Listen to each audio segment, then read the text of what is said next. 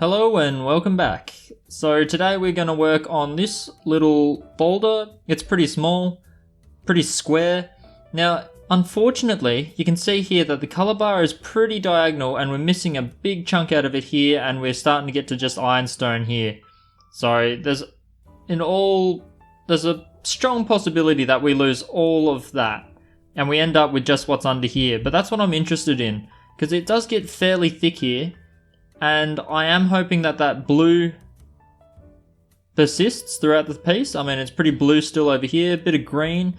And there is a slight touch of red, but the angle you need to get has to be absolutely spot on just over here. We'll see if we come across it when we take the face down and reveal the color behind it. Now, it's thick, but it's not that thick. So you can see here that there's a little bit of ironstone that seems to bridge the gap over there. And using a torch, if I can get one, we'll see if it appears well on the camera. You can see there where it's a bit shadowy. So the light's penetrating in and it's showing that there is a little bit of ironstone that possibly jumps across the entire piece. So we might even lose that bottom edge there. So it'll be a long, skinny, probably going to have to go for a marquise cut shape, and it would be, I don't know, somewhere between a really long, slender kind of ringstone or a pendant. So we'll just have to see what comes of it. Most likely going to have to do a slice down here. But today, at the very least, I want to be able to reveal this and maybe polish it up and see if it's any good. Hopefully not a lot of ironstone inclusions, but you never know. So we'll get it under the knife and see what's in it.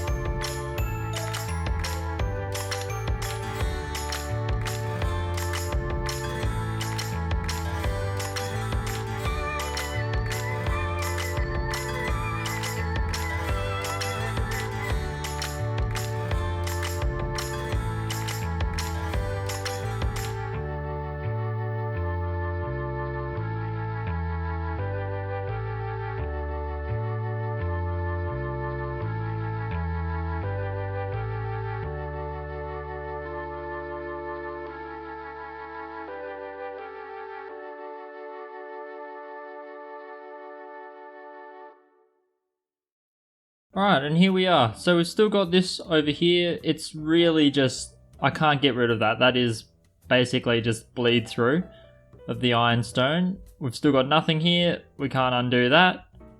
But everywhere there is opal. I mean, I love this blue section here. I mean, look at that. If I can keep the light flare out of the way. It's almost a pinfire. It's trying really hard to pinfire it up on this boulder. And then you can see here there's this little triangle section here that's got a bit of green and a bit of red. But it's this blue section that I think is a pretty nice stone. You can see, however, right there, a crack going right across. And there's still a couple little spots here, but I didn't want to get rid of them with the sintered burr. I want to try to switch over to the black nova and see if that can get rid of it, because I don't want to be going any further down into the color.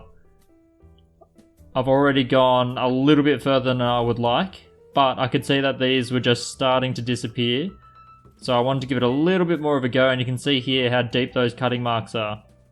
So all of those have to disappear by the end of the 280 grit nova, and instead be replaced with a little bit of a foggy effect. So we'll see if with these little spots here, down here, whether they can disappear. And then I think this one is destined for a slice, which we won't do in this video. But what we will do is just go through the nova stages and just get it a nice little polish. It's not final shape, but at least we can polish it and see how it looks, and then decide from there what the final shape will actually be. Sometimes it's just better to do it that way, especially with boulder opal.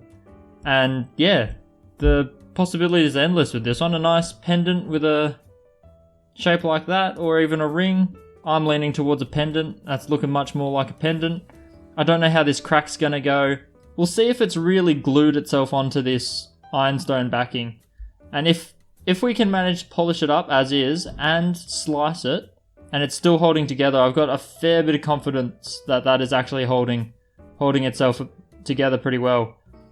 And it almost seems like it could be an indication that it's actually a little bit of a potchy kind of healed crack. See, because you can't see it as clearly when it's dried, which makes me think the crack isn't all the way to the surface right now.